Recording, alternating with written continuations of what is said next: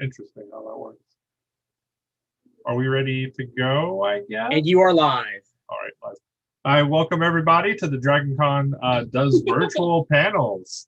We're going to be starting off the high fantasy track with the Witcher Season 1 recap panel with our panelists, JF, myself, Seth. And you are live. Rebecca, welcome everybody, and Rachel. And I'm getting some feedback there. All right, so I'm going to introduce myself, and then we'll let each the other panelists introduce themselves, starting with, we'll go Rebecca, Rachel, JF, since that's how it looks across my screen. Hi, my name is Seth Lockhart. I am a fan of The Witcher, of course. I love the games, love the books, love the TV show that just came out. You know, not an author or anything like that. Like I said, just I spent an unhealthy amount of time playing the video games. So Jim was nice enough to let me do some hosts. So let's introduce Rachel. Rachel, would you like to introduce yourself? I would. There's no restriction of being a writer and playing an unhealthy amount of video games, right? Because I happen to be both. I used to write for a video game website, and now I write novels with vampires and witches. So naturally, I'm a big fan of The Witcher. I have not read the books yet, mostly because the only times I saw them, they were in Polish, and I didn't feel like teaching myself Polish yet. But played Witcher 1, 2, and 3, and watched the whole first season probably in a whole day. So very excited to be here. All right. Well, like any good Leslie man, I have people read it to me, so I just had someone translate the Polish to English, kind of stuff for it. So good Cosme reference there too for you guys. All right, Rebecca. Hi everyone. My name is Rebecca Fant. By day, I am a teacher. I teach history, but all the other parts of the day, I'm just a sci-fi fantasy nerd. I was introduced to The Witcher through the video game, but because I was watching people play it on YouTube, because I'm not a very good gamer. And I heard people just recommend that it would be something I was into. So I watched them play Witcher 3 online, and I was like, all right, I could see myself being into this. I looked up the books, read the books, and then when I heard the show was coming on, I hurried up, tried to finish them, watched the show, loved it. Yeah, so I'm really excited to talk about it. Great. How about JF? I'm JF Lewis. The J stands for Jeremy. The F stands for something else. And I do write both epic fantasy and urban fantasy. My epic fantasy book series is Grudgebearer, but we're here to talk about Witcher. And I'm one of those. I read the books, love the video games, also played an unhealthy amount of them. And the problem is everything is all kind of confused in my head as to what happened in TV, what happened in the games, what happened in the books. It's all kind of muddled, but that's fun, I think.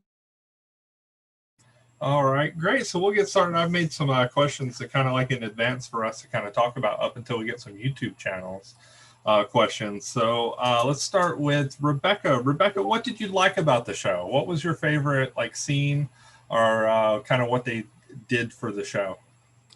I mean, I feel like I'm going to be so cliche here, but my favorite scene was definitely that episode 2 with the music, toss a coin, with the montage. I mean, I knew I was going to like this show just because I enjoyed the video game and the books, but it was at that point where I was just vibing with the whole thing. And that was the episode they introduced Yennefer too, and that was my favorite plot line. So when it culminated at the end of that episode, I was like, all right, yeah, the rest is going to be binged right now. Rebecca, what about you? Oh, I think you mean Rachel. Yeah. We put two R names in the same panel. It's totally our fault. Totally fine. Oh my god. Let's just dive into the shallow end of the gene pool. I really enjoyed the bath scene.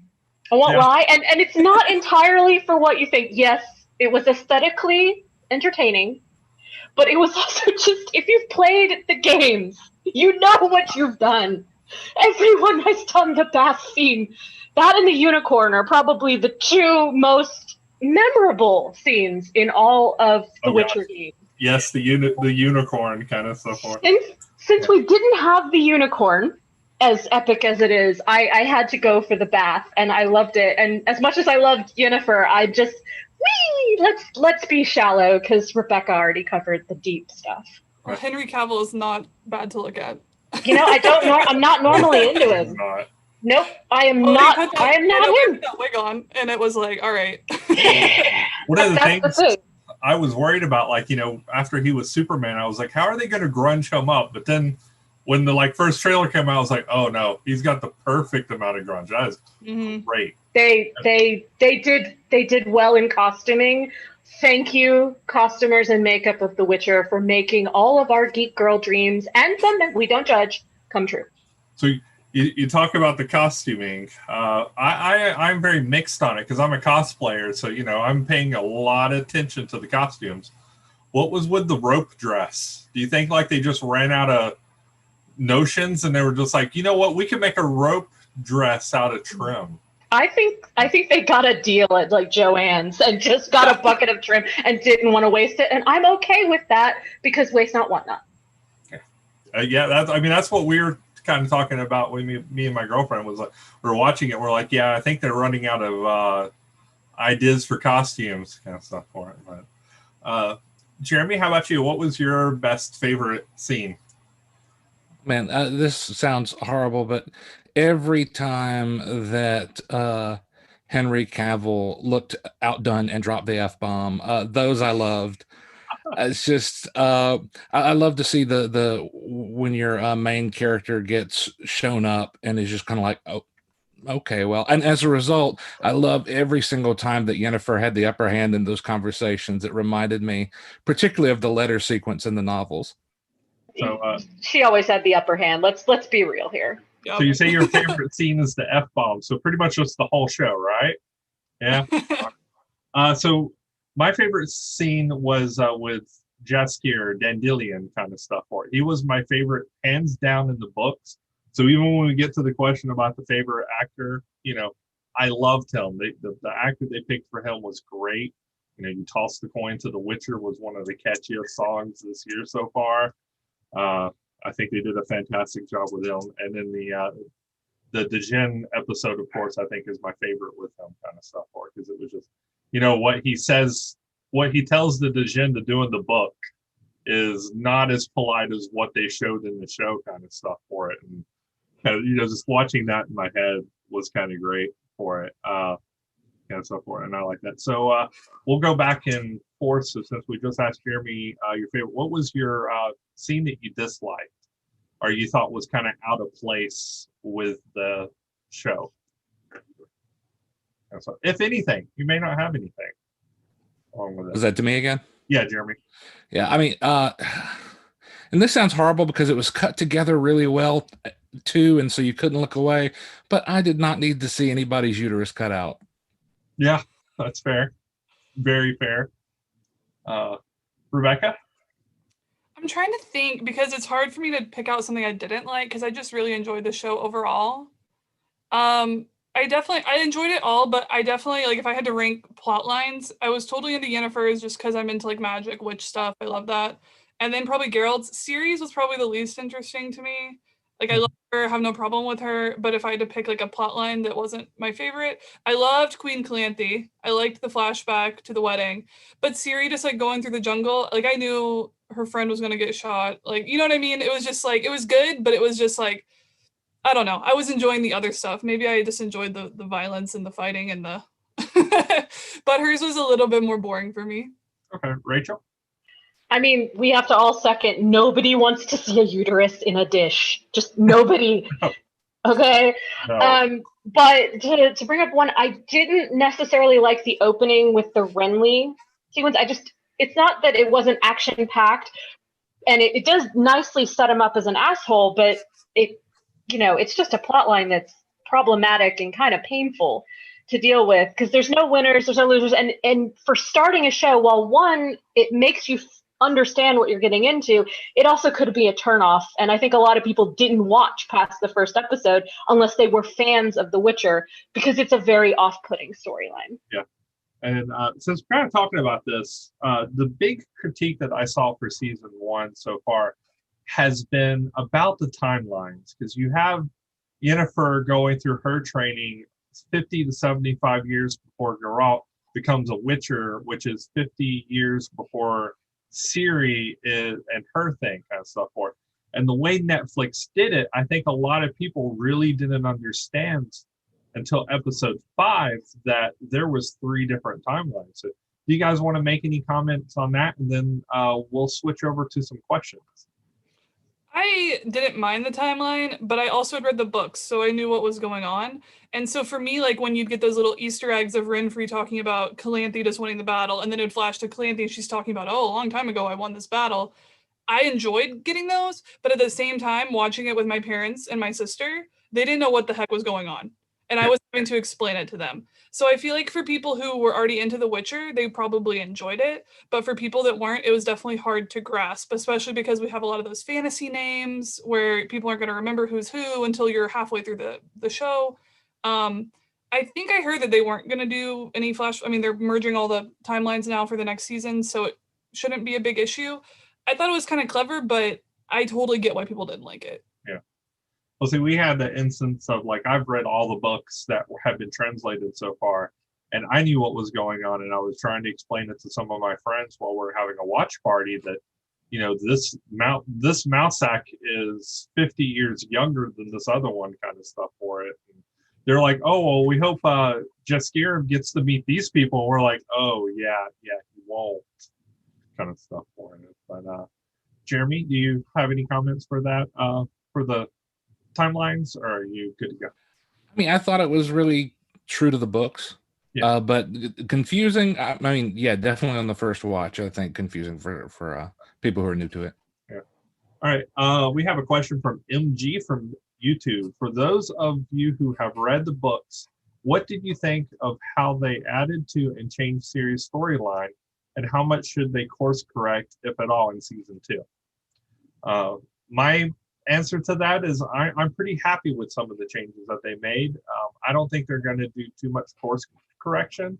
I think they're going to kind of maybe get off the books a little bit and go their separate ways, especially with, like, you know, how they did with the timelines and stuff. I think it's going to be a little bit alternate, because, you know, some of the books for Witcher are, you know, short stories. They're not an overarching story. Much like the games are the exact opposite. There's an overarching story, and I think the show is picking and choosing what they like. But what do you guys think? We'll go with Rachel first. Well, I think you always have to have a disconnect between source material and adaptations. That's why they're adaptations. If you're too literal, there's just things you can do in the written word that don't translate to screen, and there's things that are gorgeous on the screen that are horrible in the book.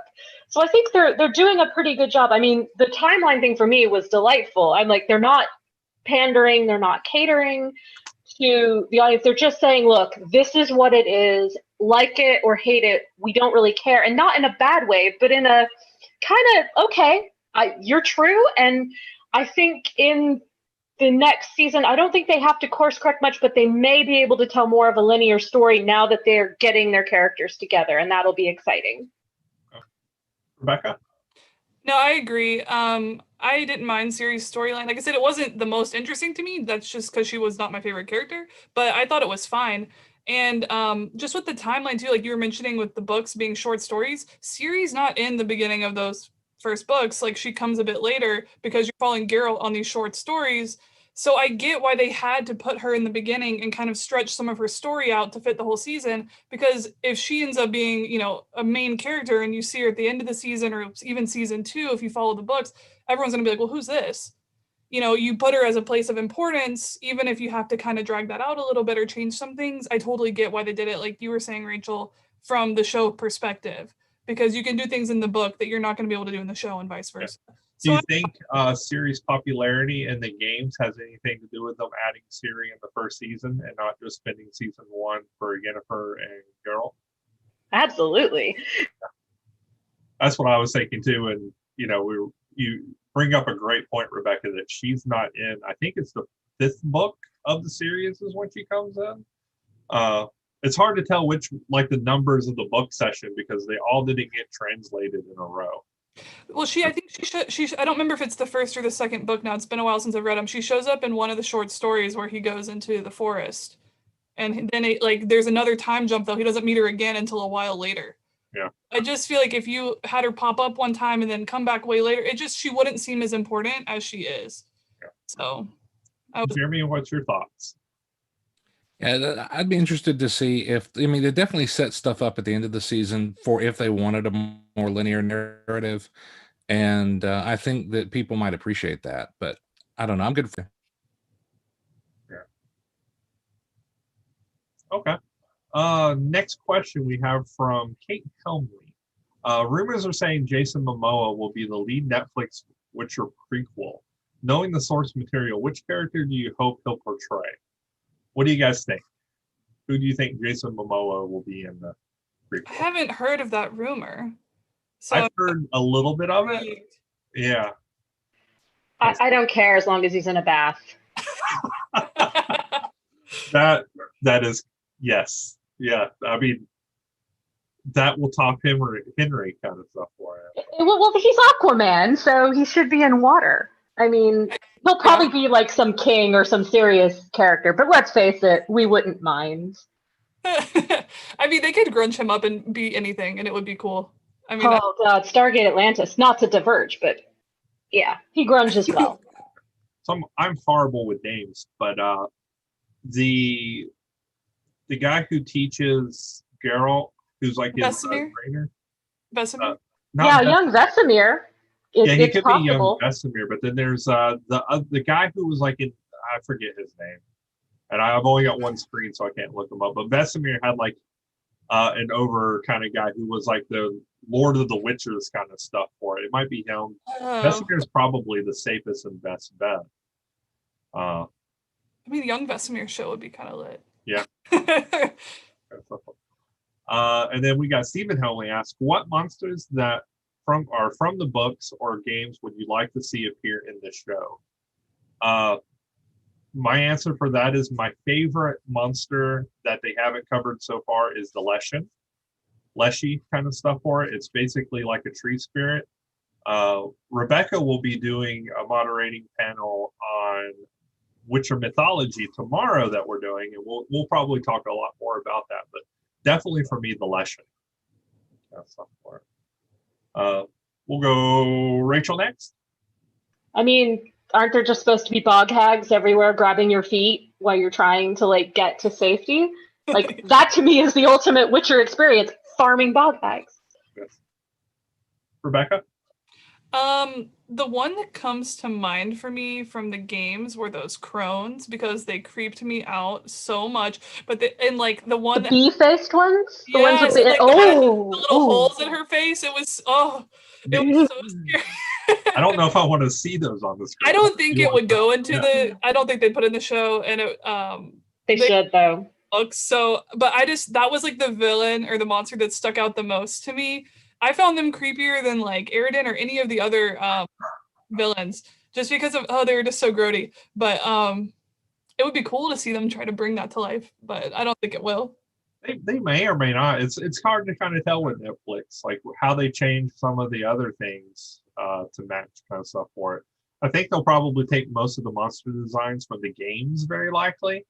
So we'll probably be seeing some of those. I definitely think we're going to eventually see some of the boglings kind of stuff for it, and those things come up. Jeremy?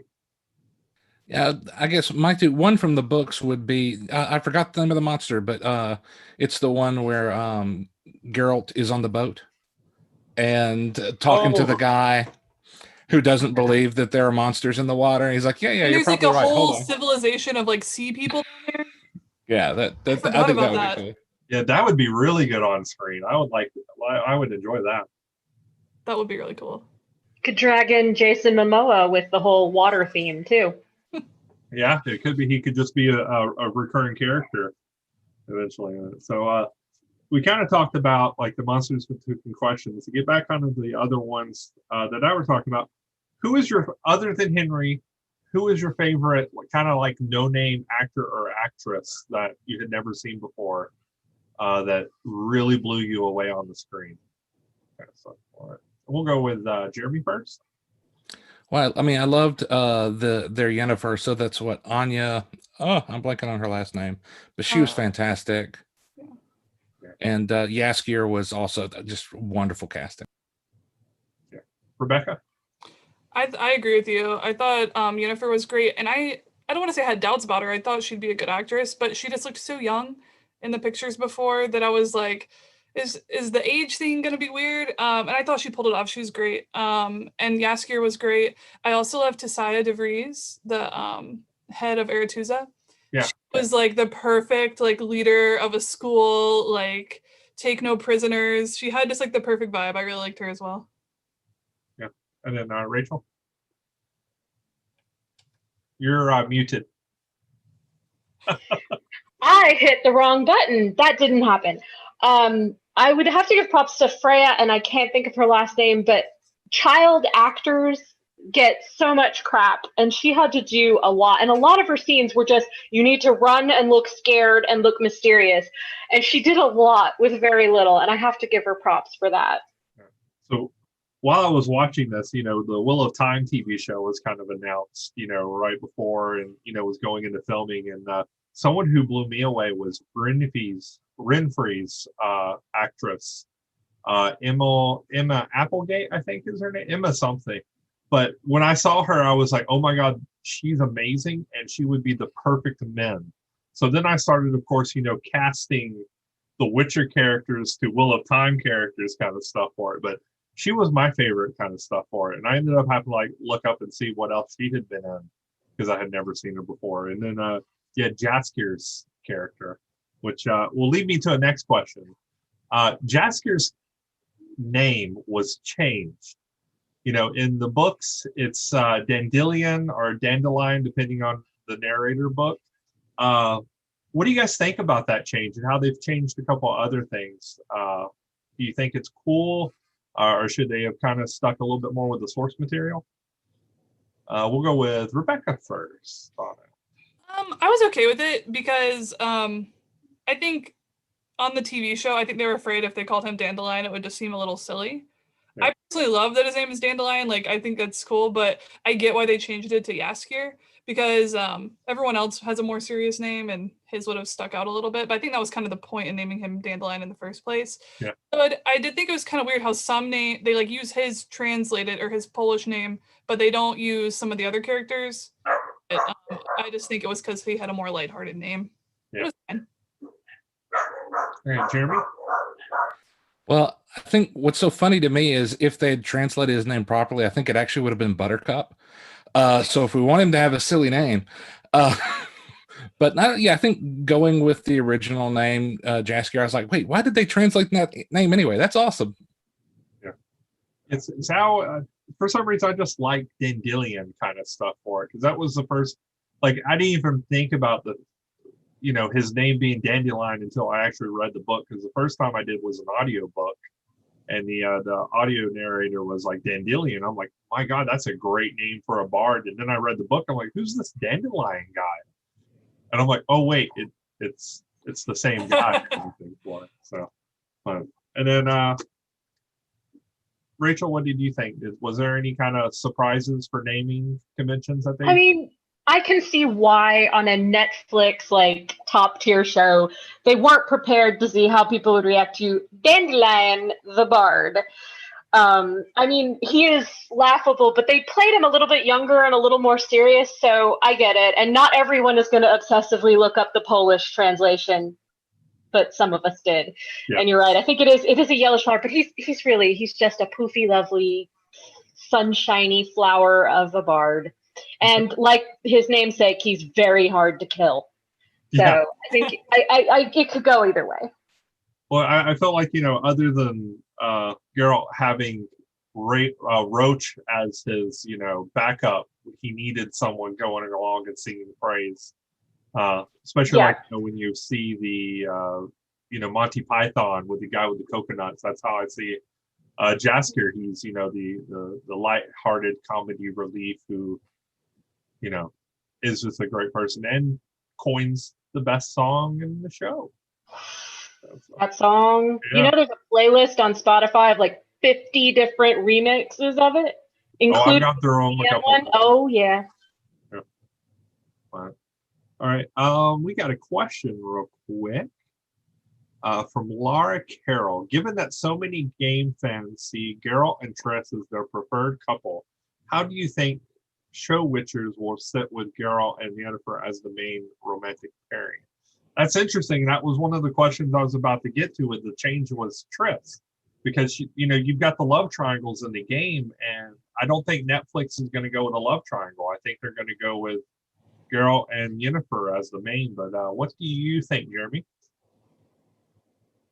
Yeah, I don't know. I think that you're right. They probably are going to go with just straight with Geralt and Yennefer. But I mean, there's plenty of story there, and plenty of drama there. It's fine if it's just straight up that kind of storm-tossed relationship. Yeah. Rebecca? I feel the same way. I like Triss in the games, have no problem with Triss, but I think like the game, she's much more important than she ever was in the books. Like in the books too, the Last Wish is one of the first stories, or it's in the first book. So like they're destined to be together from almost the beginning, from when you start reading. So to me, it was always Geralt and Yennefer. And when I first watched the games on YouTube, I watched the third one first. So to me, I always liked Yennefer. I like Triss too, but I just didn't have that history with Triss, so it doesn't bother me at all, and I prefer Yennefer. You think they'll increase her presence with season 2, or kind of leave her as a background character? I think it would benefit them to play her up a little bit. I think she's interesting, and especially because there's so many different sorceresses in the book. Like if they focused in on her some, that would probably help. But I don't think she's going to be to the level of like game Triss. Yeah. Okay. Rachel? Well, I was the opposite. I started with 2 and was the Trish shipper. So this was a bit unusual for me, but it highlights the key difference between an interactive experience and kind of a one that you just watch. In the interactive, you're choosing the narrative, so you don't need sidekicks all the time for people to explain. You're just reading game text. You pick who you want. And at some point when you're telling a story, particularly a very expensive multi-series production, you have to make some decisions because love triangles are very tired, particularly in TV. And I like the fact that they've simplified it. They made a choice. They've got great actors, and I think I can forgive them, though a little part of my gamer heart is just giving them the glare. See, I played 2, 1, 3, so I was a Triss shipper too. Stuff for I still exact same order. Yeah. In the last episode, when she started throwing down with the guys, I'm like, yes, this is what I've been waiting for 10 episodes, kind of stuff for it, which has been great. How do you guys feel about the magic systems and stuff that they've been doing in the show? It's a little bit different from the books. Of course, it's going to be a little bit more visual kind of stuff going on. But what do you guys think? We'll start with Rebecca this time. I like it. I like that they included, because in the game, Geralt you can just make him shoot stuff. Like you have the signs, you know what they are, but he's not like moving his hands around and then doing stuff. Whereas in the show, they gave us a little taste of that, but still made it like visually interesting. So it wasn't anything complicated, but you would see him make the hand signs, which I thought was cool to kind of explain the Witcher's power. And then also kind of level it where it's not as much of as a sorcerer or a sorceress, but he still has something there. He'd do the little pushes. So I did enjoy that. And I liked seeing the drama behind the scenes with the sorcerers and the sorceresses and the chaos. They had a good time explaining that. I enjoyed those episodes a lot. So I liked it. Okay. Jeremy? Yeah, I definitely the same. I really enjoyed it. Obviously, they're going to have to change it a little to make it fit television, but I thought they did a good job. Okay. And then Rachel? I really enjoyed, my favorite part was showing the cost of magic, when she's casting it, and then because she didn't offer up anything in return, like when the other sorceress's hand shriveled, I thought, it's a great shorthand. They're using a magic system that basically everything has a price. It's really, as much as the rest of the show could be unaccessible, this part was, and I loved the way they showed it. And they managed to fuse drama into world building, and that's always a plus. Yeah. So a cool exchange for magic system. You have to give up an arm and a leg maybe to use the magic kind of stuff for it. So now we have a question from Seth. Are there any other Polish works, books, TV, etc. that we have mythology or fantasy bend that you would recommend to tide us over while we wait for season 2?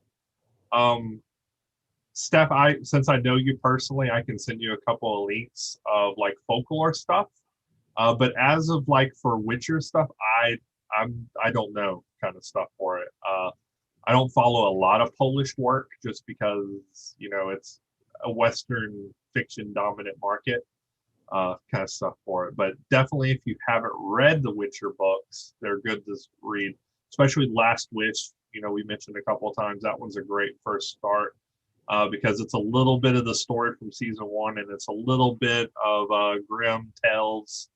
There's like a Beauty and Beast kind of mix up kind of stuff that's really cool. But I don't know of any. We'll go with Rachel first. Do you know of any Polish books that you would recommend? I don't know of any Polish ones, but you said if you just go into a lot of the Grimm's fairy tales, the actual classic ones, I think you'll see a lot of the source material.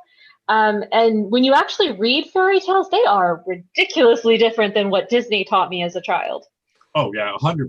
Like the Little Mermaid is like the most sad story that I've ever read, where she It's so depressing. Spoilers, she dies and turns into sea foam, which is not anything close to what Little Mermaid 1, 2, or 3 for Disney was kind of stuff for it. But they are really good. I love the Grimm tales kind of stuff for it. And there is a little bit of European Polish overlap. I know we'll probably talk about like The Last Hunt in the panel tomorrow, but The Last Hunt is something that is all over European books. It's a major theme in the Witcher games. I expect probably if we get like season 3 or 4 is when they'll get into The Last Hunt for the TV show. But anything Last Hunt related would be really good. Susan Cooper used it in her Dark is Rising series. And so Rebecca, what do you know of any Polish works that you would recommend? Really, this was kind of my segue into learning more about like Slavic mythology and that kind of stuff. And I've enjoyed researching it some. We'll talk about some of it, like you said, in the panel tomorrow. I've enjoyed researching it, but I don't know of any other fantasy books that would really fit that exact bill. Okay. Jeremy, you're an author, so you might have like the best answer to this one. Maybe. Well, here's where I disappoint you. No, I think that, but that's one of the things that makes it so interesting is that it is a different narrative, a different folklore. But to be honest, that's one of the coolest things about researching other mythologies is when where they overlap and then wait, what the heck is this? So I definitely encourage not just reading other Polish, but some of those. I've just blanked on the name of it, but there's some great, kind of Russian mythology as well. Yeah, That's pretty. The Russian mythology is weird. I agree with you on that. Yeah, it is kind of stuff for it. My favorite is the Polish folklore kind of stuff for it. But yeah, the European is almost normal compared to like the more east you go, the weirder things get kind of stuff for it. Baba Yaga, for instance, is really weird. And I don't want to talk too much about this because this is Rebecca's panel tomorrow kind of stuff for it. But there's your answer, Steph. Sorry, it's not a great one. You can harass me on Facebook later on about how I let you down, and so forth. So, do you guys have any panelists? Do you have any questions that you'd like to talk, or anything you would specifically like to talk about that you liked about the show that we haven't covered yet? And we'll start with Rachel this time. Well, is there a known way to get toss a coin to your Witcher out of your head? Because once it starts, it can be 3 to 4 hours. So, do you recommend just playing it on repeat, trying to sing it? Does the Jeopardy theme work? Does anyone have any way to help? So the best song that I know of is Phenomena from Sesame Street. That is a good one, which we won't sing because we're on YouTube. We know better. Yeah. So that will be, the song that I would choose if you need to get out of your head. What about you guys, Rebecca, Jeremy? Just while we were talking a minute ago, the Battle of Sodden popped into my head. I was going to ask what you guys thought of that. There were parts I thought were really cool, but then other parts I was hoping for more. Overall, I was okay with it, but I was just hoping for crazy sorceress powers on every single front. Yeah, sorry, Jeffrey just said do kind of stuff. Yeah, I would say I was expecting maybe a little bit more. I was surprised on that one. I was expecting a lot more also for Mousesack kind of stuff for it to throw down a little bit more than what he did in the show. Uh, Jeremy, what do you think about that? Was it what you expected, or did you expect a little bit more? I just want to know why you want to get the toss a coin to your Witcher out of your head. That's what I'm stuck on. Why, lean into it. Come on, you have to sleep sometime. So someone said it in the YouTube chat, but they said Baby Shark. I heard a Baby Shark remix toss a coin to your Witcher. It was. Oh my god. That is a truly evil suggestion, and I congratulate you, whoever did that. And it was catchy. It's in my head now. It was very catchy. I was surprised by that kind of stuff. Which you mentioned, like the remixes. I would just let YouTube go on remix, toss a coin, and it would go all over the place. It's a Spotify playlist. I have it on my phone. I am prepared for these emergencies. Rachel, what did you think about the battle? Was it what you expected, or did you expect a little bit more? It's what I expected for a TV battle, because one thing I've noticed is that a lot of magic that you see on TV isn't about what's the coolest spell, it's what looks the coolest. I mean, you need anything that's fog. Fire is huge, because fire is, one, really dramatic, and two, surprisingly cheap to animate. So I found fog, fire are always going to be your go-to in any battle, and as much as you want something cool, I want them to be able to afford season 2. And I mean, that works in D&D too. If you have a problem, you just throw a fireball at it. If that doesn't work, throw another fireball at it. And then heal your party that you hit with the fireball. Yes. Well, if you feel like healing them, kind of stuff. Well, the cleric needs to do something. Yeah. Well, they get also the fire acorn, so you can have fireballs and fire acorns, kind of stuff for it. But all right. So what is your big expectation for season 2? We'll start with Jeremy. What do you think? Where are they going to go? I mean, I really like the relationship between Geralt and Ciri. It's more in the games to an extent, but the father-daughter kind of a relationship. I really want to see how they go with that, and also the relationship between Ciri and Yennefer as kind of an adopted mom, but then other times more of the cool aunt kind of thing. But I really want to see that. Yeah, Rachel. To echo what Jeremy said, it's a lot of I want to see my favorite characters who we've had set up for a whole season interact with each other. I also want to see that mentorship. I want to see Ciri start to come into her powers, because she's never, I mean, she maybe gives you the initial impression of being either a chosen one or a damsel in distress, but she really does come in as her own character. And I want to see that unfold. And I think it'd be a good story arc for a whole season. Yeah. Rebecca? I completely agree with both you guys. I want to see everyone meet up, them have their adventures together, Ciri get to know Yennefer, and like you said, start to develop her powers. That's what I'm looking forward to the most. Yeah, that's also what I'm expecting. I think the first couple episodes are probably going to be some massive world building, Witcher training for Ciri. At least that's what I'm hoping for, kind of stuff for, because I love some harder world building for the show. To kick in and then get back into the fight with the anti-magic groups. That's for it. I think we'll probably get most of that as a season, and some good Geralt and Yennefer fighting kind of in there a little bit, kind of stuff for it, because we need that. And Jaskier playing his ukulele in the background while they're fighting and angry, kind of stuff for it. And hope for another catchy song. I think that's my biggest hope. A good second toss a coin to your Witcher remix done by him. That's not for it. But Jeremy, is there anything that you would like to talk about, bring up, ask the panelists, or anything like that you thought about?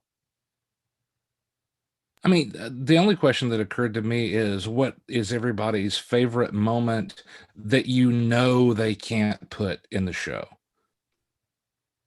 Ooh. The unicorn. That's it. The unicorn. Yeah, I think the unicorn that belongs more like a Game of Thrones kind of thing. I don't think Netflix is going to go quite that far. We can If it hope. was on HBO, maybe. Anyone who doesn't know about the unicorn, you can Google it, but make sure your safe search is on. Kind of stuff for it. Rebecca, what are you? What would be your favorite scene that they might not put in it? I'm kind of drawing a blank. I'm trying to think. And like you said, the games and the books and the show are kind of melding together in my mind. There's so many monsters that would be cool to see. There's a few short stories that they didn't adapt. You're talking about the one where the under the sea people. That was kind of neat. And I know that they're adapting a couple more of the short stories to kind of fit into the next season. So I'll be looking forward to see that. But I'm trying to think if there's something specific that just comes to mind right away. Yeah. I'd really like in the Last Wish there is a Beauty and the Beast that I kind of mentioned earlier in the panel. That I would really like them see maybe switch up and have Siri be the beauty kind of in it, and that would give a little bit of scene. But I think that would be very interesting, kind of to see how they do that. I think they are adapting that for season 2, if I'm not mistaken. And I heard that the guy who played Tormund Giantsbane in Game of Thrones is playing the Beast guy. Oh, please. That's what I heard. I think his name is Niflin? Something. I just know him as the hotel guy, Tormund, kind of stuff for it. Don't quote me on it, but I heard that, I feel like a few months ago, that he was playing that character. And I was like, yes, they're doing it. That would be I'll great. put it in, but I think they're doing it. So that's cool. Because I think that's my favorite story in The Last Wish, other than like the genie Dijon kind of thing for it, was that one, because it was so kind of unexpected and out of place to the other two that you saw. Rebecca, is there anything you'd like to ask? And then I have another question after you. You did touch on the costumes earlier. So if anyone had any more opinions on that, I'd love to hear them. Like Seth, I'm a cosplayer too. And so I was really hoping to have something. I was like, I'm going to make something from the show. I cannot wait. And then I saw it and I was like, nothing really caught me. The robe dress was kind of neat, but I'm like, what? Yen, why are you wearing that in a battle? I thought like nothing really just like screamed at me to be super awesome, but I'm used to I was hoping for something Game of Thrones level or something kind of crazy. I love Star Wars prequel costumes. Like that's kind of my vibe. And so I was hoping for something like high fantasy and really cool, but I get it. It's a bit more gritty of a story, but nothing really did it for me. I don't know. The mask from the Jin episode, the orgy, that was really on point. I loved that outfit. The costumes for me, I didn't hate them. They were all really well done, but I was a little underwhelmed. I think that's the word for me too. Yeah. I think I'm the opposite. I loved the simplicity of them, but then again, I also wear jeans and a t-shirt every day and don't really cosplay. So I was like, dude, these are the casual Friday fantasy people, and I'm happy with it. So I'll tell you the silliest thing about the costuming that kept kind of knocking me out of the show a little bit is getting used to seeing the wolf medallion the way they did it in the show versus the video game. But wait, that's not right. Actually, it is right. It looked cool. But I was like, no, that's not.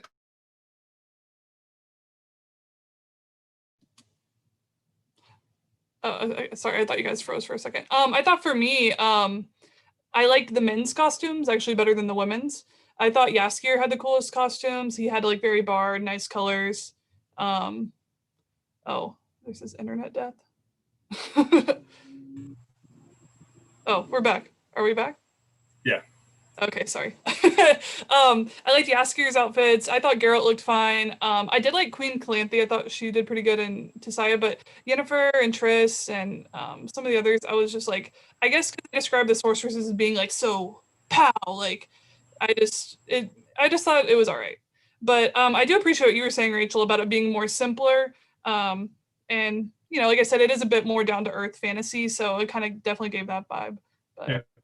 And it'll probably be very likely that the costumes will get more intricate as the show gets better. Because, even with Game of Thrones, the season 1 outfit for Cersei is nothing like the final season, that she's wearing. Same for Sansa, last season Sansa, that's That's the Yeah, top. some of that stuff is amazing stuff for it. And like if you look at Littlefinger, who is hands down the best character in Game of Thrones, his costume in season 1 was just basically a priest coat simplicity pattern kind of stuff for it. And so I do expect that's probably going to get a little bit more hardcore.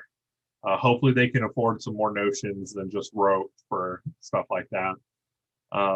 We had a question from Marissa Grooms. When do you think season 2 will come out? I personally have no idea, because COVID-19 affecting a lot of the stuff. I bet we'd get sometime mid to end 2021, but I haven't really looked it up to see where they are. I know they're in production and taping, but they haven't really mentioned too much about where they're at in production, I don't think. What do you guys have? You guys heard anything about it? I heard that they just recently went back to start filming again. I think that was like 1 or 2 weeks ago. So that they are filming now. I'm with you. I think it'll probably be like a year from now, mid 2021 maybe. Yeah. That's what I'm expecting. Hopefully, no one gets sick and they're all social distancing as best as they possibly can during filming a gritty Polish folklore show. That's so fun. Yeah. It's got a lot in primary shooting, and that's what's slowing things down. Anything that's heavy post-production, like The Mandalorian, can be produced a lot faster. Yeah. Well, that and The Mandalorian has that amazing video kind of stuff for it that, just is so amazing. I hope a bunch more of the high fantasy shows, especially like the Hobbit or Lord of the Rings, when it comes to Amazon, they copy that what The Mandalorian is doing for the backgrounds and stuff like that. Because it's a lot easier to do something like that than to fly everyone to New Zealand to walk around. That's not for it. But yeah, for costuming, I expect we'll get a little bit better on it too. How about anything else, Rebecca? You have any other questions that you think you'd like to talk about? Not off the top of my head. I'm sure I'll think of something as we talk some more, but overall, I just really liked the show. I was really pleased. Sometimes, you go into a show that you've seen adapted and it's like, I mean, we've all seen movies or TV shows where we walk out and we're like, that was not it. And this one, I was really pleasantly surprised. Not that I thought it was going to be bad, but I really, really enjoyed it. So I'm really looking forward to it. I definitely think it was interesting that like the critics hated on it. Like I think Rotten Tomato critics has like a 50%, but then viewer rating is like 92%, which kind of shows that critics don't really understand what people like. Henry in a Bath right there, that's 70% approved viewership right there when you start adding other things and stuff for it. But I was very surprised with it happy, because I always go into anything from books to TV as a glass half empty. It's going to be entertaining, but I'm probably not going to love it. Wheel of Time right now is one of those ones I'm really hoping it's going to be good. I don't know necessarily if it's going to be good, but The Witcher definitely surprised me with how top notch it was. What about you, Rachel? Jeff, did it hit the mark where you thought it would?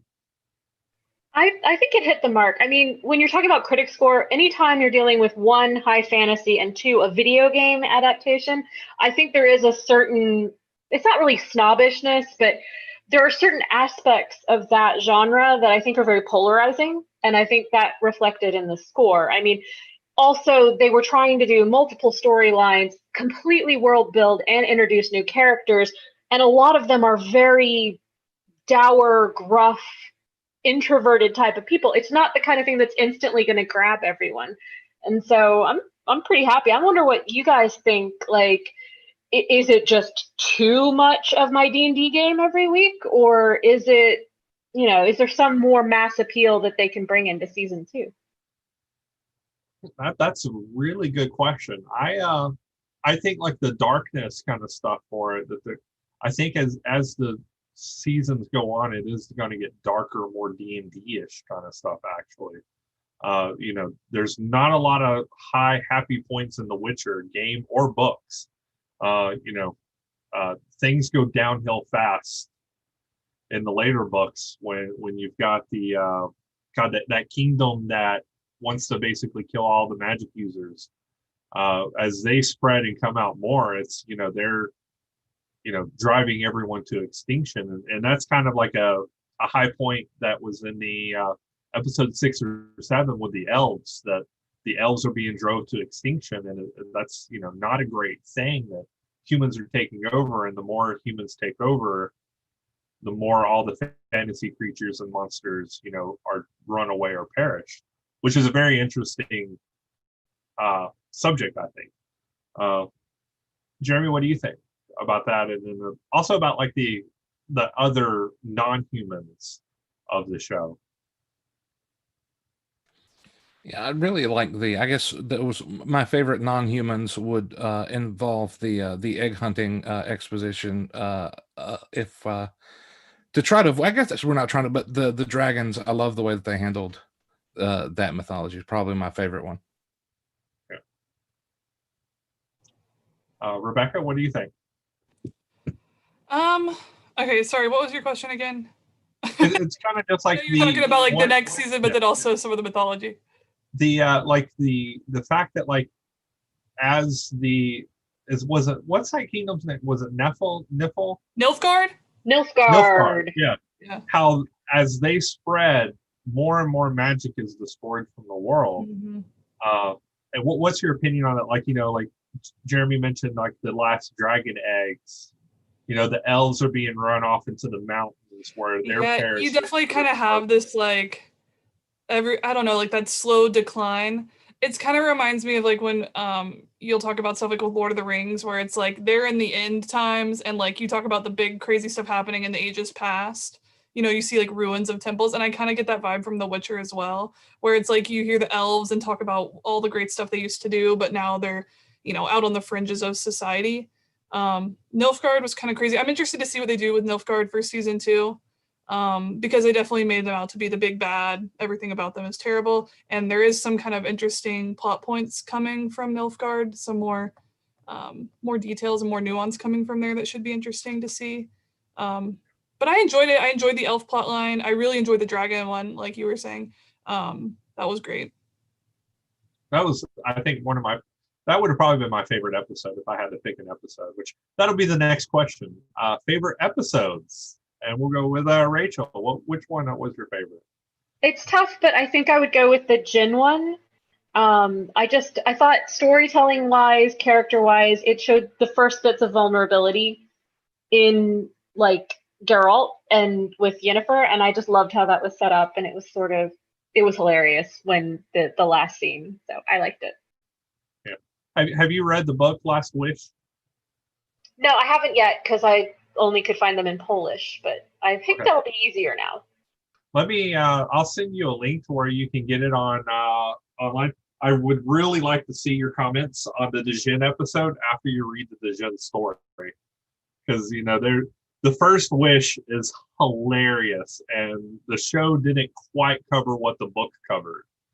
Where I'm imagining a lot right now. You let a writer loose. Oh. Jeremy, how about you? Favorite episode?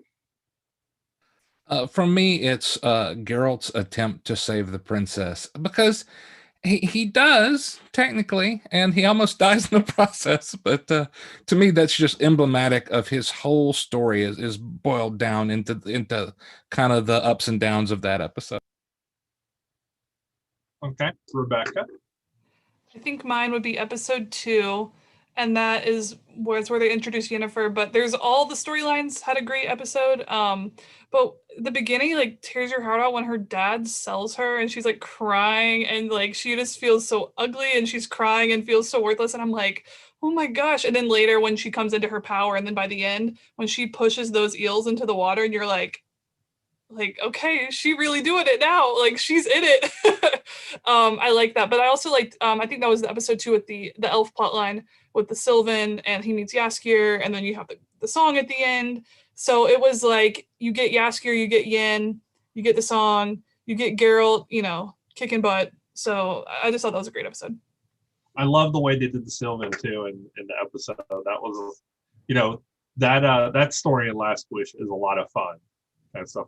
They did change it a lot towards the end. You know, the book covered, and it got a little bit more, you know, talking about the politics and stuff like that the show kind of left out. But I like definitely that they mentioned the politics there, because I feel like in a lot of fantasy you get like the elves and then they got to come back and win. Like, you know, they were pushed off and then there's a big battle, where Geralt was like, you guys need to move on and try to form a life somewhere else, because like your time's over and it sucks, but like you're not going to survive if you keep fighting. And it was like not what you normally hear from a fantasy novel, you know. It's like the underdog rally the forces and let's go. And he was just like, guys, you need to go do something else, move away, like forget your land and like move on and have a family. Yeah. And it's kind of like, sucks to be you, elves, bye. Yeah, it was just kind different. of reproduce a lot better than what you're doing, elves. Come on. But all right, so we got the 5-minute warning. So I have one final question for you guys. One of the big themes, especially starting in episode 1, that's in the show and in the books, is for the greater good.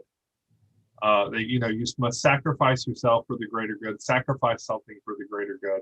How do you feel the show portrayed that? Do you think it did a good job in portraying like the greater good, that, you know, Renfrey needed to leave for the greater good, or she needed to sacrifice herself?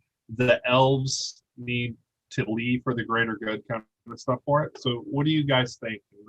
We'll go with Jeremy first. I don't know. To me, I think the message, or at least the one I got out of it, is more of is it really the greater good? I think it asks that question. Or is it just the good of this majority of people? And, you know, is it good that the elves are leaving? Or is it kind of bad that the humans are taking over? I think it asks the question more than... And to me, the big question for the show was... or the moral is, do not fight destiny. It will not go well with you if you fight destiny. Yeah, we definitely see that several times when people were fighting destiny, and destiny was taking care of business and stuff. Or I guess you could also say that the greater good, the lesser evil, is something that they say on that. Rachel, how about you? What do you think?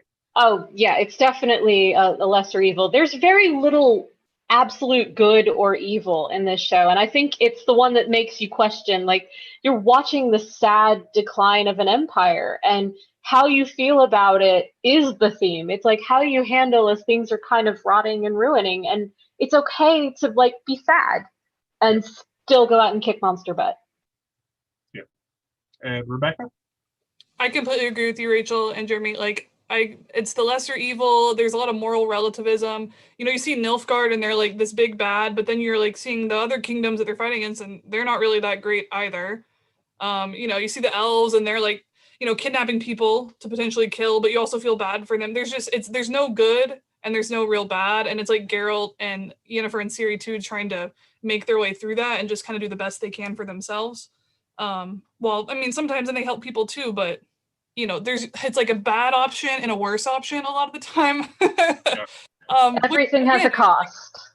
Yeah, exactly. And they put that in the sourcing too. You know, to cast a spell, you sacrifice your arm, kind of stuff for it. So it's, you know, what's better, kind of stuff for it. It is definitely the lesser two evils, and it kind of doubles down as the books of the series goes on. That, you know, you get decision A and B, and you choose B because it was the best of the good situation, which leads to another where you have to choose between the worst or the best. And, you know, it kind of, that's where we get the series. She's kind of the result of a couple of really bad decisions where people thought they were making the best decision. That's not for it, but it looks like we've got one more minute. Is there any other last comments you guys would like to give? Excited for season Nope. 2. Bring it Yep. on. Bring on season 2. That's it. Definitely. Season 2, we're definitely excited for that. All right, well, I'll take this chance to thank our assistants, Jeff and Jeremy, Liang, the Liangs kind of stuff for running the High Fantasy Track, helping out with YouTube. Thank you guys for watching YouTube. Yes, Jimmy, I know I was stuttering kind of stuff for it. Thank you guys. We do have a Witcher panel tomorrow morning that Rebecca's moderating. That's for Witcher folklore. Kind of just definitely check that out if you're interested in the folklore part of it at 10 a.m. And then we've got some other good panels. I'm also on the Cosmere panel if you like Sanderson. Rachel, Jeremy, are you guys doing any other panels that you'd like to plug real quick? I'm on anti-heroes, but I think that was already today. So. All right. Was that a taped one? Yes. Yeah. Okay. Jeremy, are you on anything else? Yeah, on a couple of the pre-recorded ones, but to be honest, I'm not sure when they air. I guess me and Rebecca were weird that we wanted to do live ones so we could get some questions. I'm doing 2 Game of Thrones. One's tomorrow at 1, and it's the trickster trope in Game of Thrones. And then on Sunday at 1, we're predicting what's going to happen in Winds of Winter. So that should be really fun. So you're assuming Winds of Winter is going to come out? Yes, I'm being hopeful and positive. Well, all right. Well, thank you guys. Time says 8:01. So Jimmy, if you want to end it, we'll end it here. Thank you guys. Thank you, panelists. Thank you guys for watching. Bye. And we're waiting on YouTube to catch up so we can keep talking. It's the panel that never ends. It's like the Witcher song. That's another song that, this is a song that never ends. That could probably get the toss a coin out of your head. Indeed. Yeah, I heard that people started singing that one, not knowing what it was. And then they just kept singing it because. Yes.